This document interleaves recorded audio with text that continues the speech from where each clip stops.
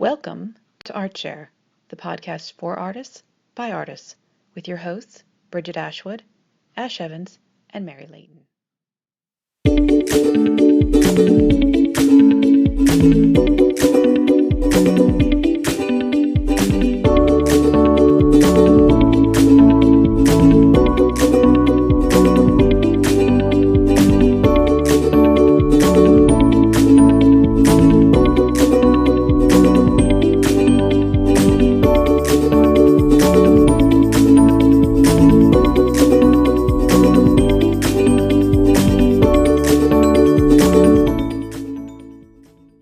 Welcome back to another episode of Art Share Podcast.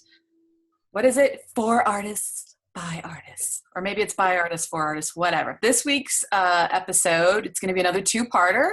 We're going to be talking about exposure, and Mary is going to set us up with that.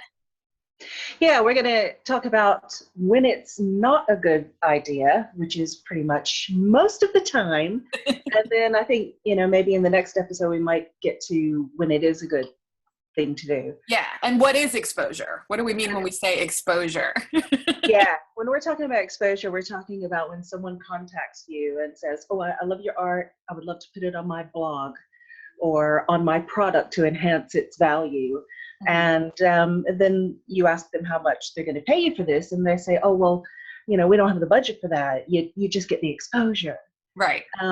That's when it's not a good idea to do it. And that's what we mean by exposure, when someone wants you to do something for free, essentially. Right. Or something that is completely intangible and not quantifiable in any meaningful way to you as the artist. Right. Right. And this has been a topic that's been talked about since, what you said, like this summer. Will Wheaton wrote, is that what you said, Ash? Will Wheaton wrote something about the Huffington Post being sort of proud of not paying their contributors? I believe so. I think that was around the summertime. I have a terrible concept of time, but I feel like I was hot and uncomfortable when it happened. So that was either pent-up rage or it was the summertime. So I feel like it was the summertime. Right. But it's a problem. It's an epidemic that has been sweeping through the art industry for, I'm sure, as long as there have been cave paintings. So, oh, yeah. Yeah. I mean, my cave gets so much traffic, man. You have no idea how many people will see your handprint up there. Come on. Right, I mean, Facebook basically built their entire company on this concept, if you really think about it, because they're getting free content from people constantly, and they do it for exposure to an audience, and people even pay so that they can be seen on this thing.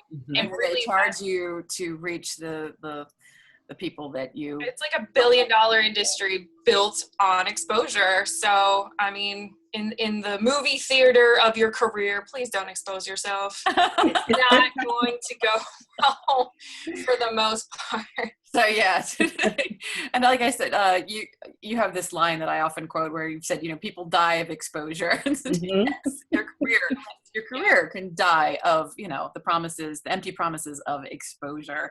And I was trying to think, you guys have any really good stories or notable examples of BS for opportunities? I'm trying to summarize it in a way that it doesn't directly shed light on the individuals, because it would be really obvious. There's all kinds of examples where, a collective or a magazine or something will contact you and, if you do all this free work, you'll get, like a free book and exposure. And there's actually some artists had posted a flow chart on if it's appropriate, and it's like, can they pay you? No. And then it's like, do they have money for advertising and the product and whatever?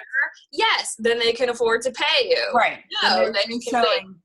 They're revealing that they don't really value your work. Yes. Right. They want it for free. Right. Exactly. And then you've sort of become the kid on the block that gives it away for free. Yeah. Right. I mean, it's crass, but I kind of started to treat my career like a prostitute. It's money up front and I don't give it away. Right. And that's how I work now, because my motto for 2016 is finance over feelings. And a lot of these exposure things, they appeal to your ego. Mm-hmm. And that's what's being fed. And that's what ropes you in. Oh, I got included. Oh, that's all ego, and it's not necessary, and that's not a headspace you need to be in to make business decisions. And ultimately, if you want this to be your career, it's a business, and you need to treat it like a business. Right. Yeah, and there's no way to guarantee how many people will be exposed to your work, and there's no way of guaranteeing that exposure is going to translate into anything other than even more people asking you to do stuff for free. Yes, and that's where and Mary and I, this topic kind of got started because Mary and I were on the phone, and we kind of happened upon this topic organically, and we said a lot of good stuff, and we kept saying, oh my God, we got to save it for the podcast. And one thing I had hit upon was your obligation to your community. Yes. Because these days with being an indie creative person is so much easier than it used to be. We can go directly to our clients now and our fan base, and we don't need the middlemen, right? So somebody who's making promises to you, they really need to be able to deliver, because you can do this yourself. You can go straight to your audience, right? And what's more, because of that, we're not in, I think sometimes people think that we have more competition these days. I don't. I think that the internet has made more people able to share their creativity, whereas maybe before it would have been hidden away in a journal in the attic. Nobody knew Grandpa drew till he passed away. But so these days people are more apt to share it. But I don't think the competition is necessarily any worse than it used to be. I actually think that it's not a zero-sum game, because art lovers love lots of art. They don't tend to collect just one artist. They're going to collect a lot of different artists. And with books, you don't read one author. You don't listen to just one musician. And so the best strength that we have is really cherishing that community and boosting the signal and sharing each other's work and spreading the wealth that way. But along with that comes an obligation to your community. And I think that you have to consider that when you take on work for the exposure, okay, so maybe you're thinking, well, I'm not hurting anybody. I'm going to take this job for, quote, the exposure. And I totally understand why another artist wouldn't want to do it, but I'm going to do it. The problem is you're perpetuating a culture that disrespects the value of art and artists when you do that.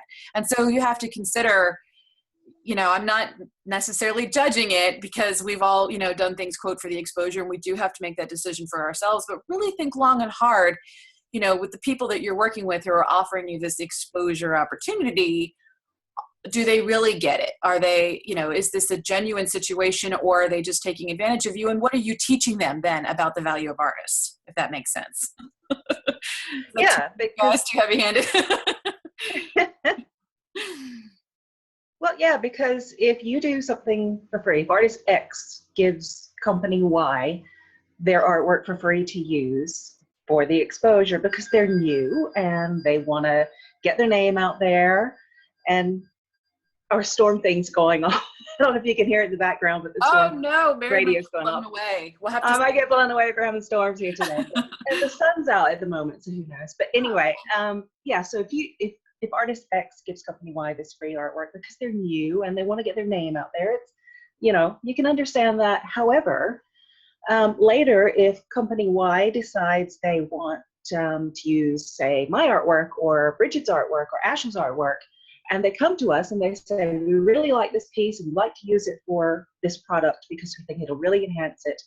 And you say, sure, what's your rate? What are you paying for this? And they'll go, oh no, we don't have a budget to pay you. Mm-hmm.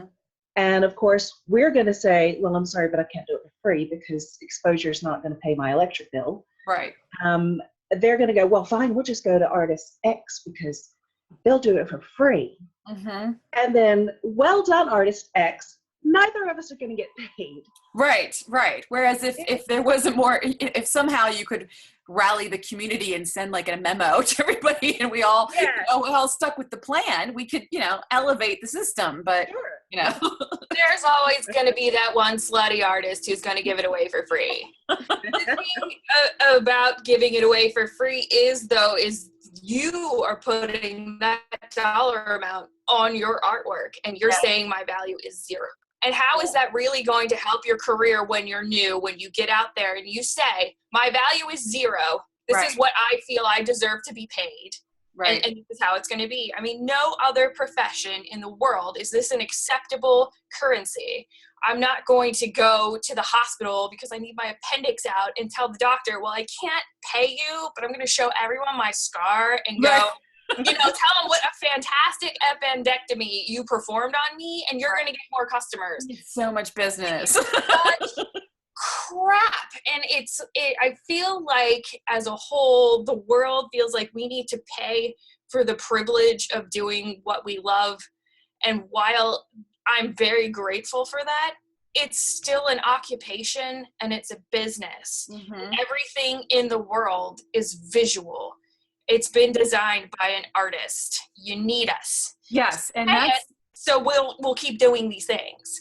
That is the particular challenge that artists have, because we don't have a way of selling our product without showing all of it to you and you being able to consume it for free.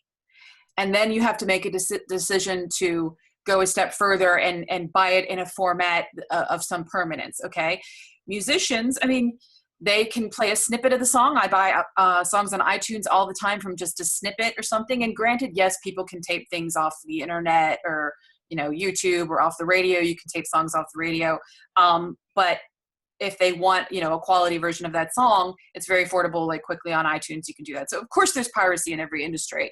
But also with a book, you can't consume a book just by looking at it. I can read a snippet, I can read the summary, but I'm going to have to commit to the rest of that, piracy aside, to get it. But with art, once you've looked at it, you've got it.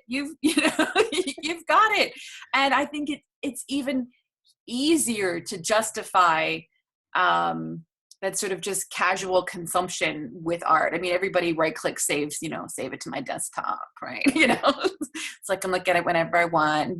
Probably not going to occur to you to buy a print, or share it on Facebook without credit. And that's why we have to watermark the bejesus out of everything, even though people complain that there's a tacky watermark. That's exactly why. Right, exactly. And so but that's the thing, is that it's so much harder for visual artists to sell then, because part of our business is allowing that casual consumption of, the visual goods, because that's just not anything we could or would even want to change about society. Like, I'm not trying to be that strict, What was that? Somebody get a call? Oh, you didn't hear that? That was so weird. We thought it was coming from your end. No, that was so weird. No, nothing. Oh, that's odd. Anywho, it's a ghost trying to, Someone's agreeing. Funny. You're right. What was that stupid horror movie? What was the name of it? It was like White Noise. No, like Friends List or something. Like, what was it? It was like all done on the. Oh. God, it's not even worth talking about. I know what you're talking about. I sound so old right now. What was that movie with the lines and the intertubes and my daughter watched it. It was like the internet, like some kid got Facebook to death or something. I don't know. I know what you're talking about. Yeah, and it was like it all played out like on the computer screen, and unlike right. Anyway, so yeah, it was like a ghost candidate wanted to join our. It was an artist that died from exposure of haunting on our podcast is what it was. Yeah. But that, I think that kind of like, to move over to a parallel tangent then, okay, because then that kind of all works into undervaluing yourself as an artist, which I think that's kind of a challenge with the indie art community, because now, we don't need gatekeepers, and you don't have to go to school, and you don't need like somebody to tell you that, you're now allowed to share your art. You can just put it up on Facebook and end up, with accidental customers, because you just put your art up and somebody says, I want to buy that. And you open an Etsy store, and you can sort of fall into a career without being prepared for it and not understanding, what you should be charging. And, there are a couple of schools of thought on that. And I do think it's valid to consider, where you are at in your career, what your market is. Different markets will sustain, different pricing. I can sell something on Amazon for one price and I can sell it for higher in person at a show because it's just a different environment, or lower, like Etsy, I think tends to, well, in my experience, I feel like Etsy demands lower prices, but, so that's something I think that, artists starting out, they tend to really undervalue themselves. They don't feel like they have a right to ask for professional wage or pricing on their work because they don't quite feel like professionals yet. But the problem is that your customer base doesn't know that history. Right. Okay. And so if they're accustomed to buying, $20 pencil drawing from you, original, then they're going to get that perception for all the other artists they encounter as well. And that devalues, again, the industry as a whole. Not that I'm, lobbying for, I don't want Trump to start stumping that, he wants mandated pricing for artists here. So that's not my point. Well, and you also have to think a couple of years ahead down the line. Are you still going to, in 5-10 years, charge $20 for that pencil drawing? Because your fans, if you are able to retain them, and at such cheap pricing, I'm sure you will, they are being conditioned by you to expect a certain price point. And I'm not saying going out guns blazing and have like $500 pieces off the bat, but there is a tendency I have found in the up and coming artists who just kind of reach out and say, gimme. They tell they contact a lot of us, what are your pricing? What should I do? It's called research. We have Google. It is your job to inform yourself. It is your job to find out what the competitive pricing for your arena is. Mm-hmm. Go to some shows, go to a gallery, mm-hmm. Get honest feedback from people, seeing if you should actually be charging this much in case, you're art deaf. Joining a local art group or going to a local art show of a collective is a great way to get an idea of pricing for originals. I know on the East Coast, we had Sugarloaf Arts and Crafts Festival that we could go to, and that you would see a wide range of pricing. And yes, you will still see that, but you will not see anything below a certain price. And that's where your minimum should be. You certainly weren't seeing $20 graphite drawings for crying out. Well, you didn't see anybody just giving it away for exposure either. Wow. It's just, and you're right, Brigid, we do have to show it all. I feel like we're in like a little red light district and we're all lined up in the windows and you can look and you decide if you're going to pick one or not. I mean, that's basically what it is, but you still have to charge. You have to charge, even if it's a nominal fee, even if it's like $1, charge something so that you're not giving it away. I just love that you have fully committed to one analogy. Prostitution, and that is it. But I feel like it's the closest thing to exposure I can think of. Yeah. I really do. At least they'll get drugs or something in exchange. Make sure it's something. You got to get something. It's reciprocity. And I think too, yes. And I think, but save that thought because that's the next episode. But I think too, the thread of it is like flying out of my head. I can feel it. Wait. It comes back to perceived value too, and you have to consider you can always lower your prices. You can always have a sale. You can always do this person a special one-time price or favor or whatever you need to do. Okay, but you don't want to start off the bat undervaluing yourself. Ask yourself, are you going to be serious about this or not? Are you going to be a professional or not? Because if you're going to be a professional, then you have an obligation to the rest of the professional community. And you can Google something called perceived value, which is strangely enough, where some people have seen that their sales will increase when they raise prices, because you price your stuff like bargain, basement, dollar store crud, then people are going to perceive it as such. Yeah. Or might be suspicious, and of like, did she copy this stuff? Is it even hers? Is she just trying to make a buck? Or, is she not serious about this career? it may sound strange and paranoid, but I've literally seen those reactions. It's very strange. Or you get the ever favorite, I could draw this. Yeah. So I got schooled really early on in my career. I created a website. Actually, I don't even think I had my own website. I think I was piggybacking off of my stationary website. That's my sort of day job. And I was gathering images from other artists that I like that inspired me to do a links page. And I wrote to John Howe's website, wanting to know if I could use a little graphic in order to link to his page. And I assumed that, I'd hear back from his webmaster and, they'd say yes or no or, whatever. And I actually got an email from John Howe himself saying, yes, go ahead and use, whatever you need to do a link. And thank you for doing a link. I really appreciate that.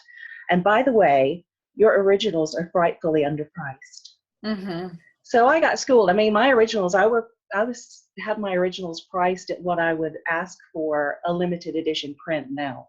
Mm-hmm. And I went back and I looked and I did that research. I went around and looked to see, what other people were charging for their originals. And I made an adjustment, started charging a bit more. Not, like Ash said, not doing like 500 right off the bat for an original because I was new. But I definitely, upped my prices for that very reason. Mm-hmm. Yeah, perceived value. Right. That's interesting because I don't have a whole lot of originals anymore because I'm working mostly in digital these days. But I'm trying to think like what, when I have a graphite original and I'm talking like 8x10, a figure with some detail on it, but not like, the entire page is not covered in a elaborate scene, but just kind of like a figure, almost character concept. Graphite 8x10 shading. I wouldn't charge less than $250 for that. And I would probably charge $300 to $500 for that 8x10 graphite, but I would never go below $250. And for the last original oil painting that I sold was a piece called Replique, which is on my website. And it's two kind of like steampunk dolls that sort of look alike. They could be twins or sisters or lovers. And they are embracing. And it was oil on board, and it had a really nice frame that we got at kind of a antique vintage shop. And that I think I charged $2,500 for. And it was about 9x12 overall, oval shaped. So that was about $2,500 for the oil. And that price was partly based on just that I didn't want to sell it. And that's how much I needed to get to not cry. And I did, and I still cried. So, There's no formula for,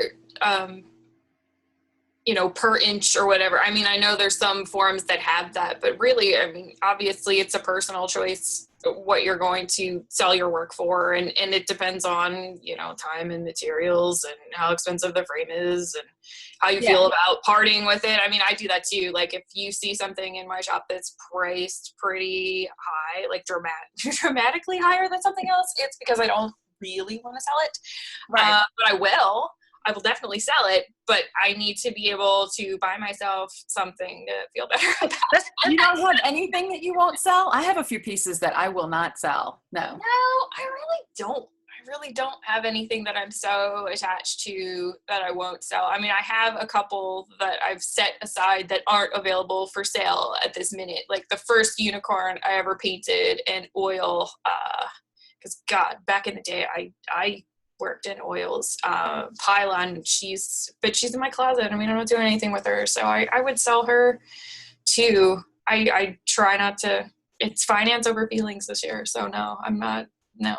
Yeah, but I mean, I don't think there's anything wrong with having some pieces that, are too special to you that you wouldn't sell, Oh yeah, no, I don't think there's anything wrong with that. I'm not saying if Bill Gates offered me $50 million, I'd still say no. There's a price. There's always a price somebody will pay for a lot of therapy to get over it at that point. But I guess what I'm saying is that any reasonable figure, even a very high one that I could expect, is not worth it to me.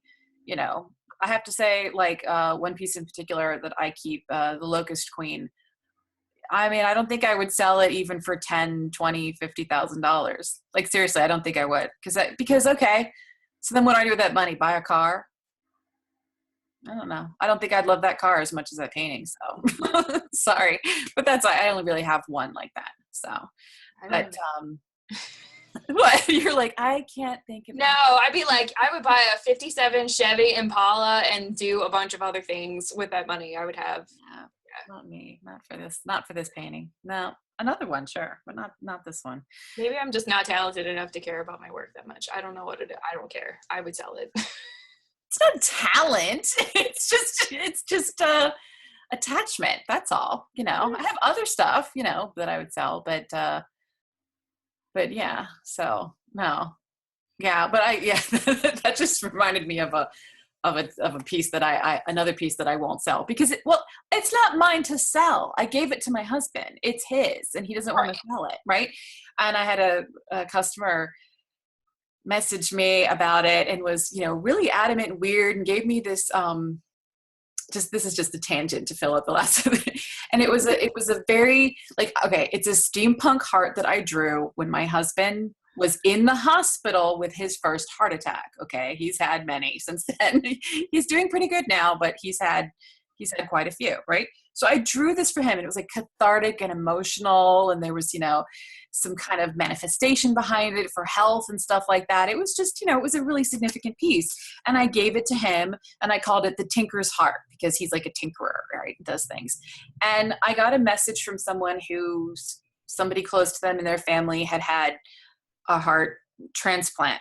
Okay. And so they felt a connection to the drawing. And I think that's, you know, was really lovely.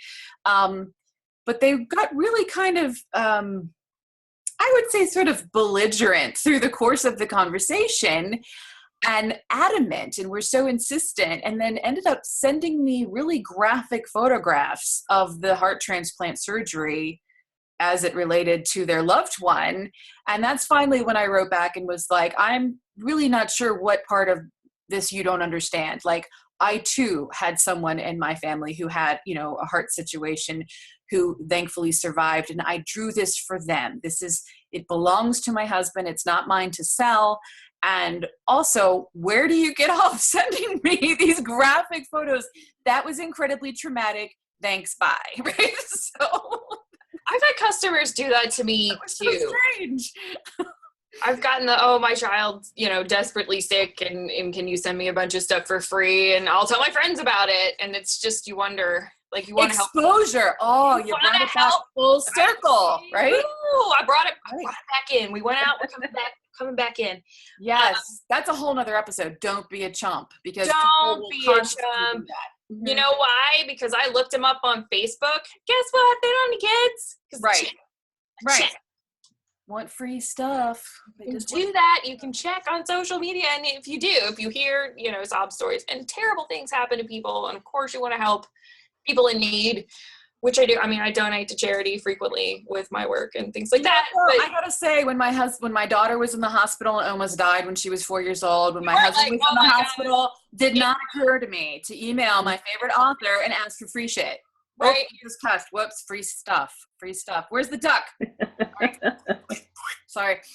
Did not occur to me to do that. I really don't understand what goes on in your mind. Right. That is something like I can see if a friend of yours realizes, you know, and we've had situations like that in the fantasy community where a child who was like a very big faerie fan who had leukemia and friends of them went to a bunch of different artists in the community and put things together in a care package and stuff like that. And that made a great deal of sense and was beautiful and was lovely. So I'm not trying to come off like uncaring, not at all. But like, if that's your priority, like, oh, my kid's got pneumonia. I stubbed my toe, Amy Brown. I was just going to use Amy. Quick, email Amy Brown and be like, you know what would really make this so much easier? A coloring book. No. You're getting your wisdom teeth out, Brigid. You should ask Amy. Yeah. Oh. Hi, Amy. That's a really good point. I am getting my wisdom teeth out. All right. You guys all better send me coloring books like today. I'm gonna sound like my teenager. Like right now. I'm gonna send you selfies of me and my cat constantly. That's gonna be in pictures of this swear duck. All right. On that note, I think we wrapped up the bad aspects of exposure through this. And so stay tuned for the next episode where we're going to go over when exposure can be good and how to suss that out, how to figure that out, those situations, and when it's going to work for you. So thanks for watching. And as they say on The Most Popular Girls in School, bye.